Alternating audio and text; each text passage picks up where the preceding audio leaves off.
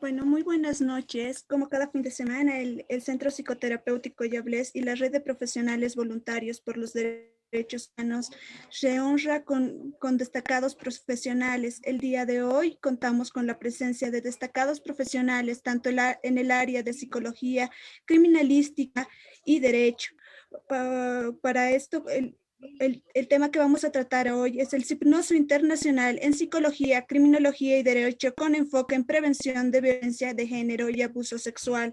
Para esto contamos con grandes personalidades en el ámbito de la psicología, criminalística y derecho. Contamos con la presencia de la licenciada María Elena Altair Bellido, quien es doctora en Derecho Constitucional de la Universidad Mayor de San Andrés y miembro de la Red Latinoamericana de Mujeres Constitucionalistas. También contamos con la presencia del magíster licenciado Cristian Cordovilla, quien es abogado penalista, máster en criminología. Él nos acompaña desde el país hermano de México. También contamos con la presencia del doctor Edgar Martínez, licenciado en Derecho y destacado abogado penalista. Él nos acompaña desde el país hermano de México. Contamos también con la presencia del licenciado Víctor Leonel Velázquez Guevara, quien es psicólogo y abogado especialista jurídico forense, máster en investigación criminal. Contamos también y nos honra con su presencia esta noche la licenciada magíster Diana Meléndez Rojas, licenciada en Trabajo Social, sexóloga, especialista en violencias, feminista y divulgadora en derechos humanos. Muy buenas noches a todos quienes nos acompañan el día de hoy. Nos sentimos muy honrados por contar con profesionales de tan alto nivel. Vamos a comenzar y vamos a dar la bienvenida a cada uno de nuestros profesionales quienes nos acompañan esta noche. Muy buenas noches. Vamos a comenzar esta exposición con el licenciado Cristian Cordovilla, quien es abogado penalista, máster en criminología. Él nos acompaña desde el país hermano de México. Muy buenas noches, licenciado. Amigas y amigos, muy buenas noches. Simplemente quería hacerles unas dos pequeñas correcciones. Les acompaño desde la ciudad de Quito, en Ecuador, y mi máster es en criminalística. Muy buenas noches a todos quienes me han permitido formar parte también de este seminario de muy alto nivel. He visto también los currículos de los compañeros que también van a ser disertantes en esta noche de hoy. Así que quisiera empezar un poco, si es que es posible ya, con esta aproximación. Muchas de las veces dejamos de lado, creo que esta ciencia maravillosa de la criminalística, como un mecanismo de prevención también del cometimiento de ciertos delitos, conforme lo vamos a desarrollar más adelante.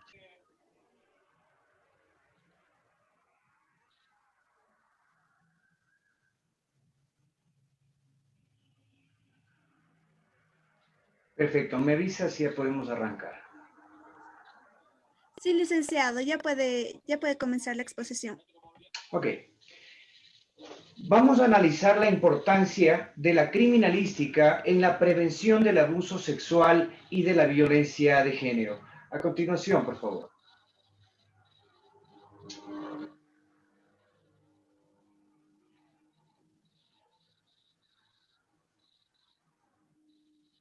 Ante el considerable incremento de los delitos de abuso sexual y también todos los delitos relacionados a la violencia de género, que es evidente en las últimas semanas y en el transcurrir de este año, en especial aquí en el Ecuador, respecto de este tipo de delitos, produce en la sociedad cierta incertidumbre, miedo y gran preocupación, por lo cual se torna imprescindible garantizar a la sociedad por parte del Estado una adecuada investigación criminal tendiente a sancionar penalmente al agresor.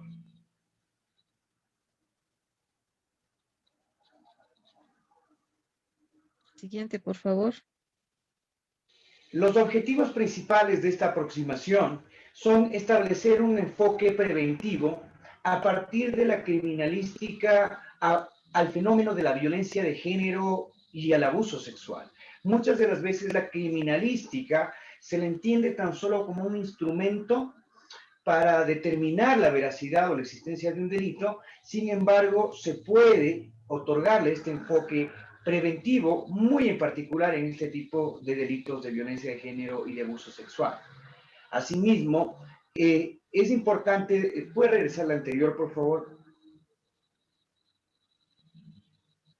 Es importante destacar la importancia de una investigación criminal adecuada para enervar la presunción de inocencia mediante pruebas de cargo contundentes y suficientes obtenidas con apego a las garantías del debido proceso. Además, es importante conocer el rol de la criminalística para acreditar los hechos constitutivos de un delito y sobre todo, y creo que es lo más importante en este enfoque preventivo, de la punición o el castigo al agresor a través del derecho penal. Siguiente, por favor. Ahora no vas a quedar. Debemos proceder de una delimitación clara de 4 conceptos fundamentales. El primero de ellos es la violencia de género, que en breves palabras la Organización Mundial de la Salud la establece como todo tipo de violencia contra la mujer que conlleve una acción o comportamiento que pueda tener como resultado daños físicos, psicológicos o sexuales para la mujer, incluyendo las amenazas de llevar a cabo dichos actos, la privación arbitraria de la libertad de la mujer y la coacción, independientemente de si se producen en el ámbito público o en el privado. Respecto del abuso sexual, el Código Orgánico Integral Penal Ecuatoriano, en su artículo 170, establece el tipo penal con claridad, indicando que la persona que en contra de la voluntad de otra ejecute sobre ella o la obligue a ejecutar sobre sí misma u otra persona un acto de naturaleza sexual y que exista penetración o acceso carnal, será sancionada con pena privativa de libertad de 3 a 5 años y continúa desarrollando el tipo penal. La siguiente página, por favor.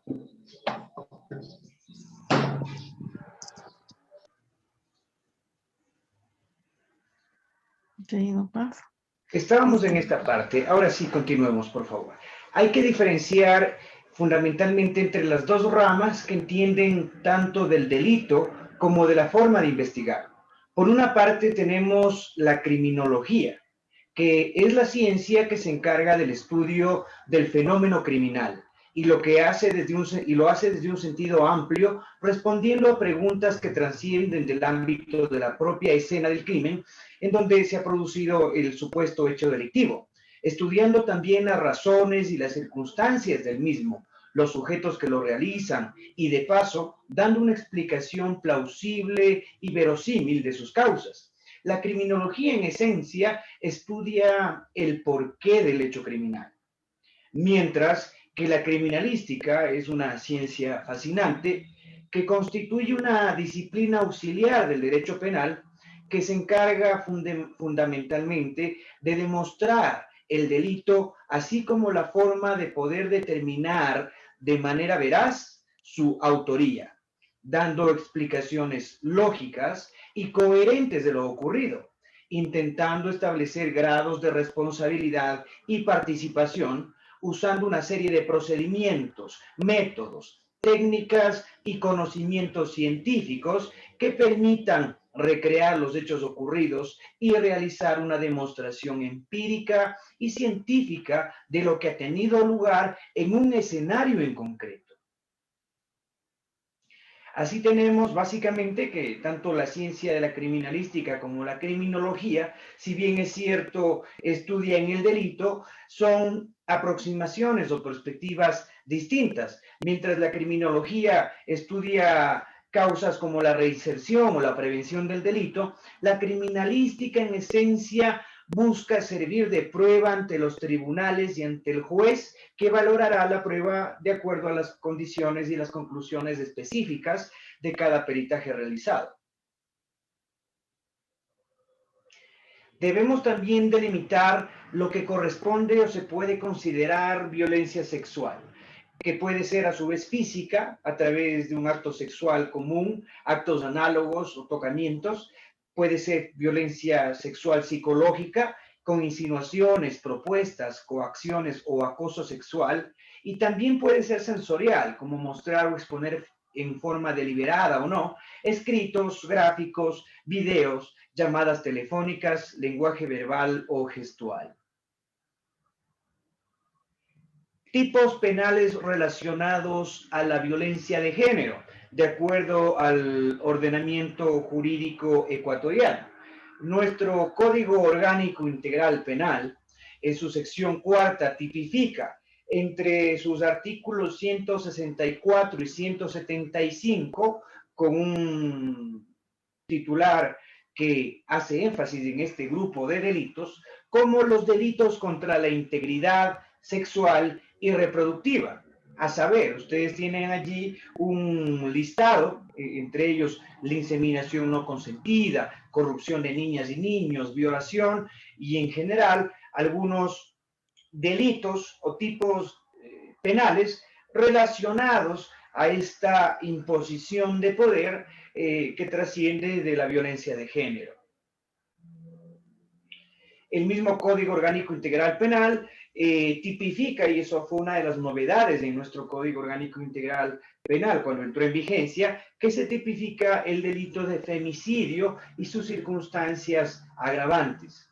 Aquí en el Ecuador cabe señalar que hemos tenido casos muy sonados en los cuales se ha llegado a enjuiciar y juzgar a personas que han cometido el delito de femicidio de acuerdo a estos artículos 141 y 142 de nuestro Código Orgánico Integral Penal.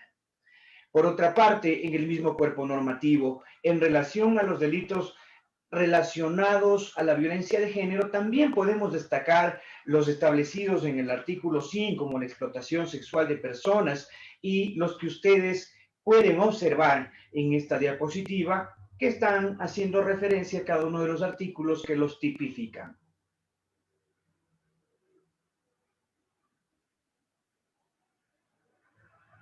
Debemos hacer especial énfasis en lo que establece el artículo 155 del Código Orgánico Integral Penal, que considera violencia toda acción que consiste en maltrato físico, psicológico o sexual ejecutado por un miembro de la familia en contra de la mujer o demás integrantes del núcleo familiar.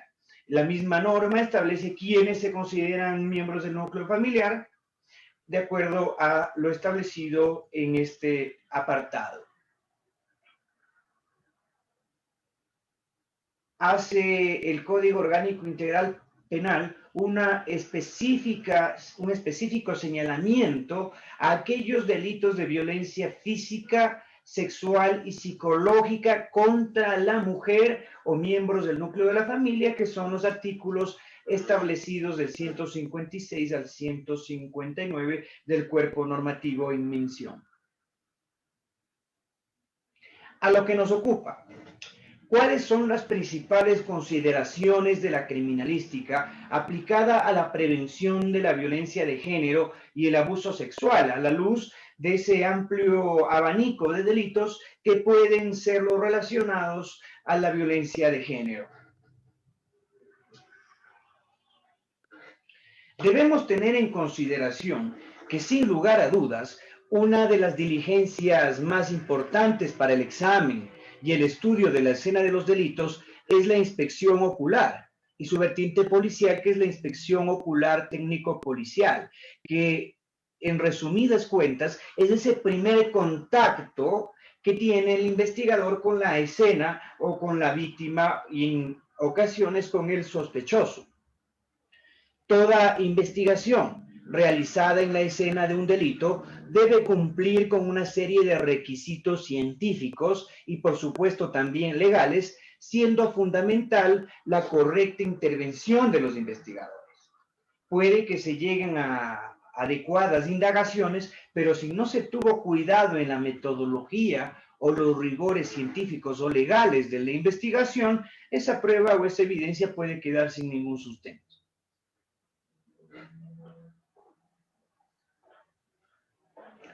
¿Cuáles son los fines de esta inspección técnica ocular?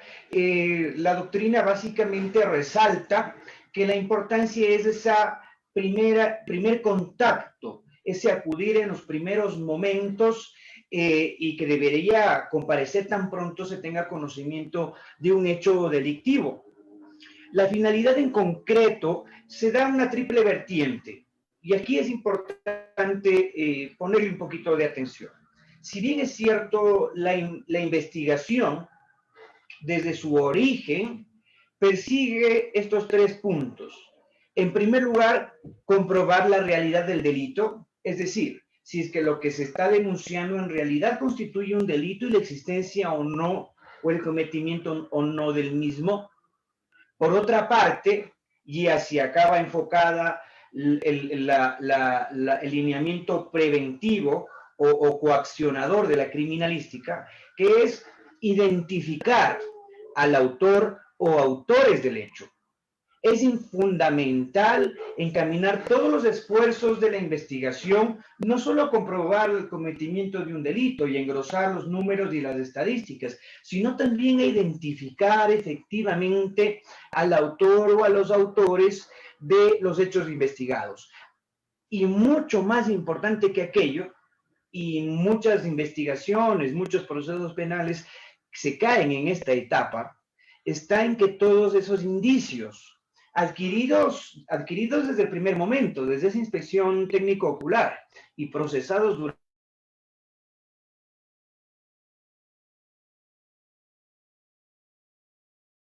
la culpabilidad, o también puede ser la inocencia, y determinar todas aquellas circunstancias, tanto favorables como desfavorables, que hayan concurrido en la comisión de los hechos delictivos. Es decir, que el eje investigativo, el eje indagatorio de esta inspección ocular y toda la investigación básicamente está establecida para verificar el cometimiento del delito, identificar y poder llegar a la imputabilidad del culpable o los culpables de los hechos investigados.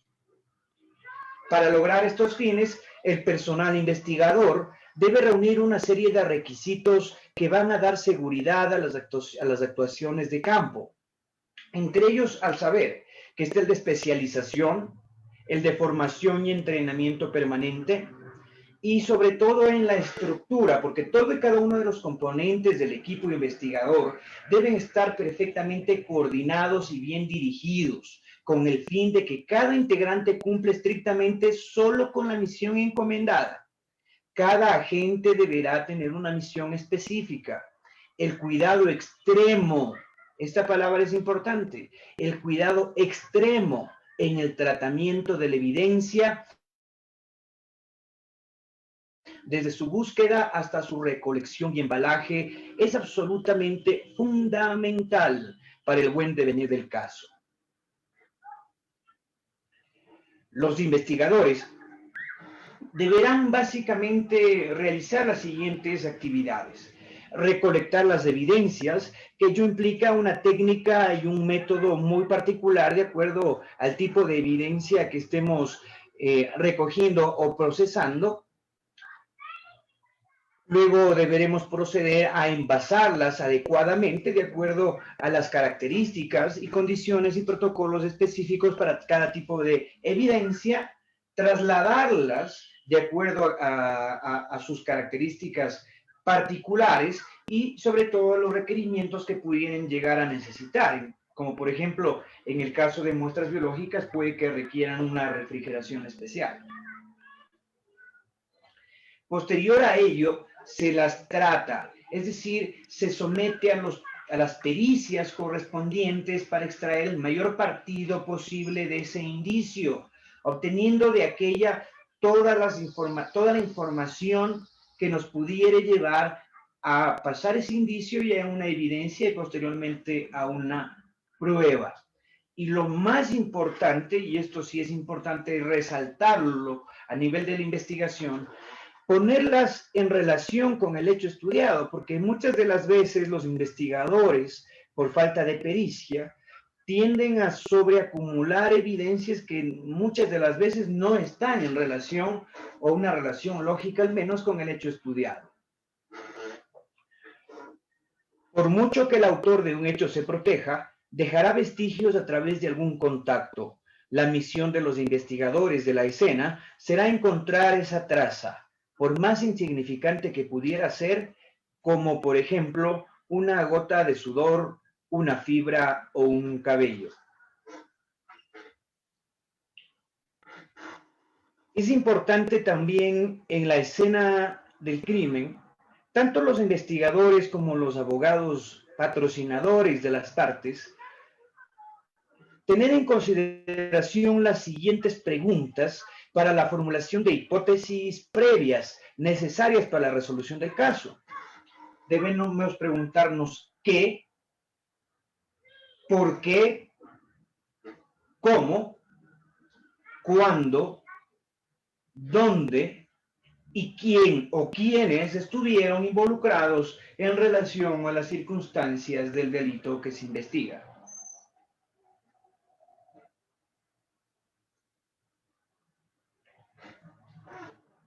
Edmond Locard señala en su famosa teoría del intercambio que existe una transferencia entre el autor de un hecho delictivo, la víctima y el lugar donde se haya producido el hecho. Es decir, todo contacto deja una traza.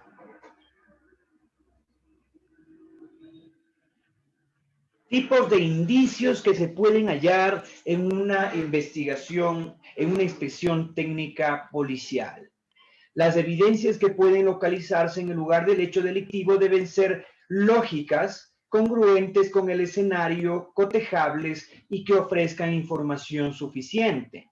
Que a breves rasgos y dada la naturaleza de los distintos tipos delictuales, algunas de ellas o algunos de los indicios pueden ser lofoscópicos, dentro de lo que están las huellas dactilares, documentales de diversa índole, balísticas, trazas instrumentales, biológicas o de ADN, indicios químicos o de fibras, flora, fauna, geológicas con determinadas particularidades, indicios antropológicos, indicios acústicos, indicios informáticos, videográficos, fotográficos, entre otros, dada la naturaleza de cada tipo delictual. ¿Qué debemos hacer con las evidencias los investigadores? Detectarlas, reconocerlas, recogerlas, evidenciarlas, embalarlas, numerarlas, protegerlas, trasladarlas, tratarlas y finalmente presentarlas dentro de etapa de juicio como un informe pericial para que sea considerado y valorado por el juez. En cuanto al origen de las evidencias, tenemos que poder proceder tanto de la víctima, del autor y de su ambiente o del lugar de los hechos. Aquí vamos a una clasificación fundamental dentro de la clasificación de las evidencias, en cuanto tenemos que, por una parte, tenemos a las evidencias materiales, que son todas aquellas evidencias o indicios ajenos al propio cuerpo o a lo que puede producir el propio cuerpo, es decir, objetos que han servido para perpetrar el hecho. Evidencias o indicios anatómicos se dan en el propio cuerpo de la víctima o del autor, a saber, huesos, uñas, pelos, piel, sangre, en delitos sexuales muchas de las veces semen, huesos, orina, heces, vómitos. Y por otra parte tenemos las evidencias e indicios funcionales, que son los producidos por el cuerpo del autor o de la víctima, pudiendo ser huellas lofoscópicas de oreja, dactilares, palmares o plantares, marcas labiales, marcas de llantas derrapando de un vehículo, marcas de mordedura, escritura manuscrita, entre otras. Siendo que en el caso que nos ocupa, relacionado a la violencia de género y el abuso sexual, vamos a proceder más adelante a revisar un poco más de detalle lo que es las evidencias biológicas. Para una adecuada conservación y tratamiento de las muestras orgánicas, debemos seguir un protocolo estricto. Y eso es lo que muchas de las veces se inobserva por parte de los agentes investigadores que toman contacto en las indagaciones, y se llega a perder información valiosísima, muchas de las veces relacionada con el autor. ¿Cuáles son estos protocolos fundamentales para recoger esas muestras orgánicas? Las muestras se deberán embalar de forma individual, nunca se mezclarán o juntarán, puesto que existe un riesgo de contaminación entre ellas. Nunca se empaquetará la muestra biológica en envases plásticos, evitando también los de vidrio. Eso hay que tener mucho cuidado. Siempre que se pueda, se utilizarán las cajas o sobres de cartón o de papel, que es lo recomendable para recoger cierto tipo de muestras. La muestra mal envasada o contaminada deteriora el ADN. Ustedes saben que el ADN es muy sensible a ciertos factores, lo cual no permitiría otros estudios sobre esa muestra. La sangre u otros indicios líquidos se deberán recoger mediante una jeringuilla estéril. En el caso de sangre, se la deberá mantener con algún anticoagulante. Y si es que por otra parte no fuera posible recogerla en estado líquido, se la puede empapar un algodón con la muestra y posteriormente dejarla a que se seque a temperatura ambiente y fuera de la luz solar antes de remitirla al laboratorio. Hay que tener mucho cuidado con la luz solar. Cuando las manchas que se encuentren estén secas y si están sobre un objeto que se pueda transportar, se cortará el pedazo sobre el que esté la mancha del residuo biológico, sea sangre, sea semen, sea cualquier otra evidencia biológica que requiramos, y se remitirá ese pedazo al laboratorio. Si es que por otra parte el objeto no puede ser trasladado, es algo muy grande, se deberá realizar un raspado de la parte pertinente. U otra posibilidad es realizar un barrido con un hisopo y un poco de agua destilada. No hay que olvidar que hay que dejar secar el hisopo con el agua destilada y la muestra antes de remitirla al laboratorio para evitar que se ponga en riesgo la prueba. Cuando las muestras orgánicas sean sólidas, podrán recogerse directamente con el guante. Cuando sea una uña, por ejemplo, o cuando sea un mechón de cabello, por ejemplo, puede recogerse directamente con el guante. En el caso de que los restos sean frágiles y corran el riesgo de romperse, se podrán usar pinzas a ser posible sin punta o protegidas con un algodón a efectos de evitar un poco afectar o dañar la evidencia que se está recogiendo o analizando. Los pelos y los cabellos se deberán recoger con pinzas. Cada pelo, esto es importante, se empaquetará de forma individual, aunque en un inicio pueda parecer que pertenecen a una sola persona. Así también es importante en este punto diferenciar en qué consisten las escenas del delito primarias, secundarias, intermedias y únicas. Las escenas primarias o principales son aquellos lugares en los que aparecen un mayor número de indicios o evidencias, fruto de un mayor contacto entre la víctima y el autor. En cuanto a las escenas secundarias, tenemos que, en estos casos, la interacción entre víctima y autor generalmente es menor, por lo que el número de evidencias encontradas es inferior que en la primera. Sin embargo, no hay que restarles importancia, dado que pueden aparecer evidencias aparentemente menos importantes, pero que al ser estudiadas en el laboratorio se vuelven fundamentales, sobre todo en cuanto a la identidad del delincuente.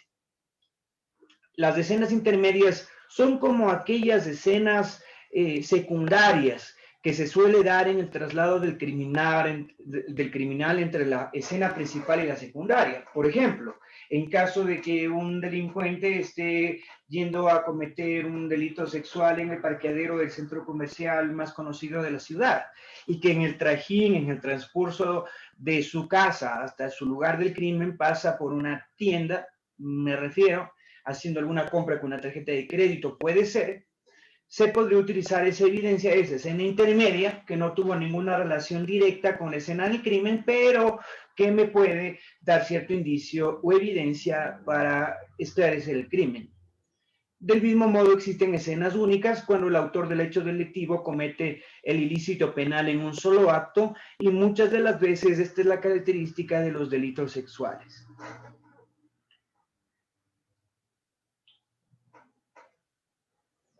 La recogida, remisión y conservación de los vestigios biológicos. Como habíamos señalado, los vestigios biológicos se tornan de fundamental importancia cuando se trata del abuso sexual o de los delitos relacionados a la violencia de género.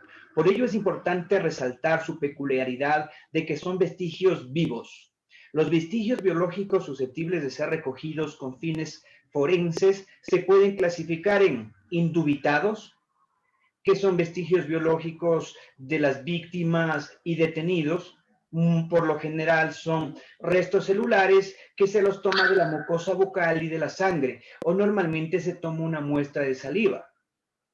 Y los dubitados, que por lo general son los otros vestigios que se han hallado en la escena del delito, como pueden ser sangre, semen, saliva, pelos, o en otros lugares relacionados con los hechos.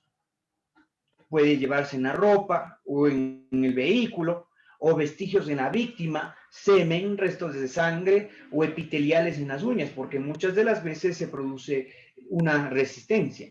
Vestigios correspondientes también a cadáveres sin identificar. En cuanto a la sangre cuando es líquida se recogerá con pipeta o jeringa apropiada, normalmente no